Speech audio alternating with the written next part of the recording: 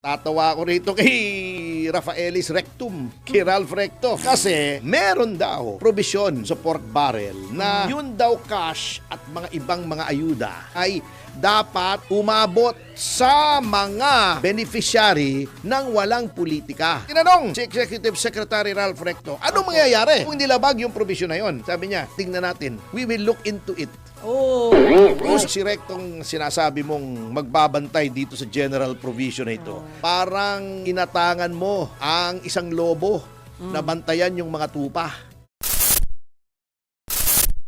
Nakalungkot. Nagbito siya ng 92.5 billion. Oo nga. Pero may natira pa, 150.9 billion. Malaki pa rin. Napakataas pa rin. Yun ang mabigat. Ano yan, for the same people? Sila pa rin yun?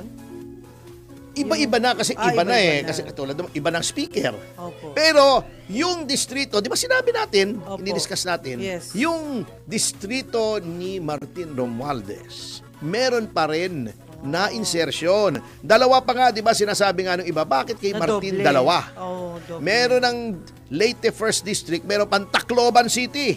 Oo. Ang Na kanya nangyayari, din, cover under up din ng niya. cover up, takluban sila ng takluban doon. Ayun. Yun. taklob. Tinatakluban nila yung pagkakamali nila. Oo. Oo. Naku, magagalit si Oh. Lord yan. Yan ang sinasabi. Ito mo naman, natatawa ako rito kay Rafaelis Rectum, kay Ralph Recto. Kasi meron daw na probisyon. Ito yung tinatawag nating pabalat bunga, no? Halimbawa, di ba, sabi ko sa'yo, kumain ka na ba, di ba? Opo. Kain po tayo. Ito hindi pa balat bunga.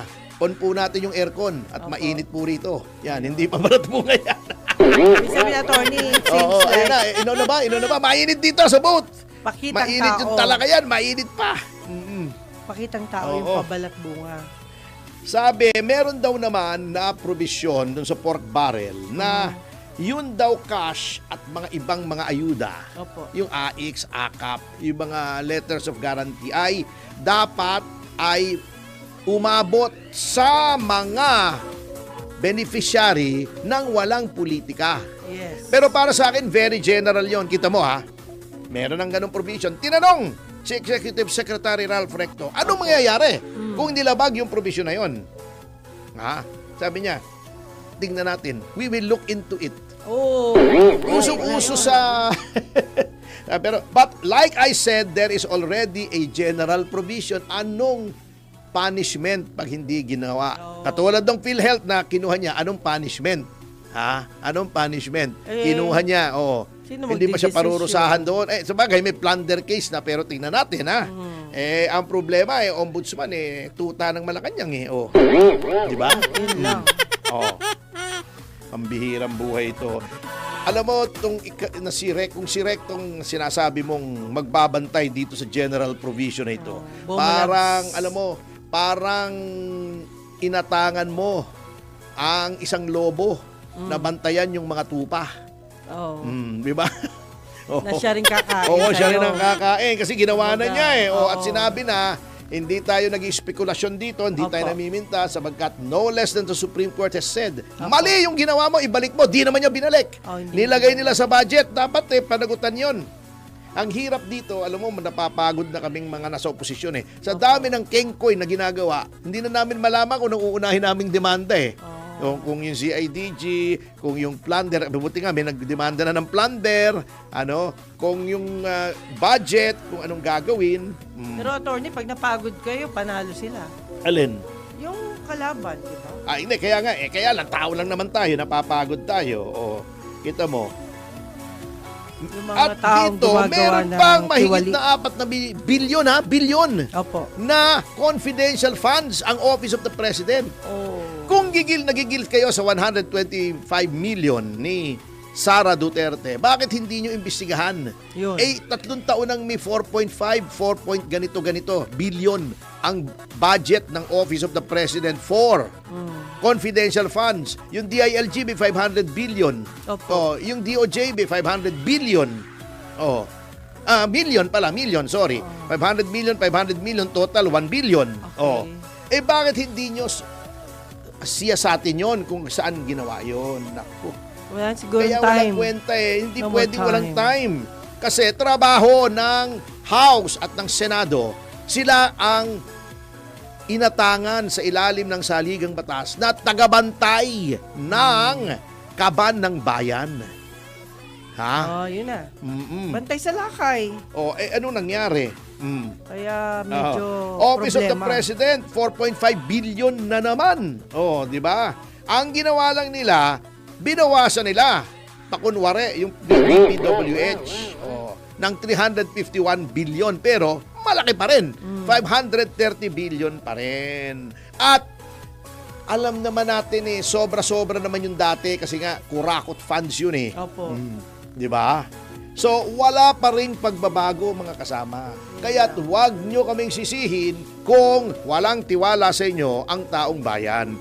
Hindi po kami ang nagdi-destabilize ng gobyerno. Kayo yes. po ang nasa gobyerno. Siyempre, eto mabigat ha. Opo. Nakalimutan natin si William Gatchalian. Ayun. Si Willie King. Oh, Si Ang Butan. Yan. Si Alex Cruz. Si Jerry and Jeric Chua ng Engbitin. Si Ayan. Louie Gamboa. Saka si Richard Chuateco. Yan. Veronica Lim. Yes, oo. At eto mabigat. Eto nga dahil sa mga kabulastugan na ginagawa ng administrasyon, hindi na po nakatiis si Manong Chavit Singson. Oo nga, matindi yan. Kahapon, alam niyo naman, mahilig din ako sa singit, parang si Speaker Martin Romualdez. Isiningit ko sa aking schedule kahapon habang Nakahabol ka tinaprocess sa si kanila. General Pocus dun sa press con Opo. sa Club Filipino. At mabigat, na-collate. Alam mo, makulate talaga yan si... Makulate. Parang si Mark Coleta. Ayan, Makulate. makulate. Makulate ha. Makulate ha. Makuleta. Makulate yan si Manong Chavit. Hindi, na-trace niya. Yung mga sinabi naman niya, nadyadyaryo na yon. Ngunit, ang importante sa ginawa ni Manong Chavit ay kanyang kumbaga ay ginawa niya ng timeline kung saan nag-umpisa, kung paano nangyari, ito ang mga posibleng ninakaw, ito yung mga top congressmen, ito nga ha, at titignan nyo ha, nakuhanan ko yung Pati mga top listahan. 7, mabigat, ng mga insertions na inihayag kahapon ni Manong Chavit. Ito, sasabihin natin, in 2 minutes, konti lang naman to, sa number 7! 7. Ito yung pork barrel. Sa 9 billion ay si Representative Luisa Cuaresma. Oh. Number 7 yan. 6, Representative Adrian Amatong, 9.2 billion. Wow. Ang laki. Number 5, 9.3 billion. Tatay ba ito ni Senator Mix? Jose Maria Subi Hindi ko alam eh. Jr., Region 10, Ayan siya. Bukidnon. No. Number 4, Eleanor Degtang, Oh. Cordillera Autonomous Region, Apayao Lone District, 9.4 billion. Eto, sino to? NCR Taguig Pateros 1st District. Opo. Number 3, at 10.6 billion, Ricardo Cruz. Oh, yeah. Number 2, may 14.4 billion. Aha. Martin Romualdez. Opo. And still the reigning Number 1, di umano. Opo. Allegation lang naman ito. Opo. Ayon kay Manong Chavit na Pork Barrel King ay walang iba kundi si Region 1 Ilocos Norte 1st District Representative Sandro Marcos.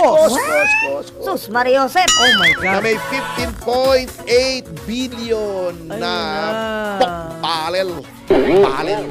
Oo. At sa notang yan mga kasama ay mga magulang at mga kapatid, magpapatuloy po ang ating pag-aaral sa pagbabalik. Natutuwa ako dito sa mga ibang mga tao na hindi lang pala ako nakakapansin itong mga kapwitan sa Metro Manila Film Festival. Oh.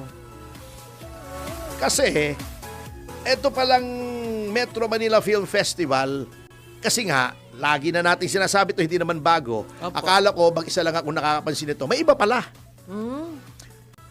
Na ang emphasis ng Metro Manila Film Festival ay kung sinong pinakamalaking kita, hindi kung sinong pinakamaganda. Ay, mali. Ngayon, ang lakas ng politika dyan. Uulitin ko ha, maayos naman ang arte ni Vice Ganda doon sa Call Me Mother. Pero kung ihahambing mo kay Piolo Pascual, imposible namang natalo ni Vice Ganda. Vice Ganda si Piolo. Kalokohan yung malaking yon. Hindi ko napanood lahat ha. Maaring may mas magaling ka kay Piolo. But definitely, hindi si Vice Ganda yung mas magaling kay Piolo. Ako napanood mo yung Hindi pa. Manila's Finest. May pagkakataon pa hanggang 7 pa eh. Yun. Yun ang sinasabi ko. Kita mo, unang-una, yan lang lagi kong sinasabi. Bakit ang Metro Manila Film Festival ay ang nangangasiwa ay ang Metro Manila Development Authority. Unang-una, wala po sa mandato ng MMDA na mag-manage ng film festival. Ang role po, ang katungkulan ng Metro Manila Development Authority ay urban development. Sapagkat ang Metro Manila ay binubuo ng maraming lungsod. Malaki ang land area ng Metro Manila. O umpisahan mo sa Las Piñas, Parañaque, Taguig, Pateros, yan Makati, pag ganito, bilangin mo lang. Makati, pagkatapos ng Makati, Pasig, Caloocan, San Juan, Mandaluyong, pagkatapos ay Quezon City, Marikina, ano pa ba? Fairview. Valenzuela, Fairview, nasa Quezon City yun Quezon City na yun. Oo. Marami eh. Opo. Yun po ang papel. Ang pelikula po ay art. Artist nga ang apelyido ng chairman ng MMDA. Pero palagay ko, kaibigan ko naman yan, si Artes. Pero tingin ko naman wala naman siyang kinalaman sa pelikula. Dapat ko kasi yan, yung Metro Manila Film Festival, ang nangangasiwa niyan ay Film Development Council of the Philippines.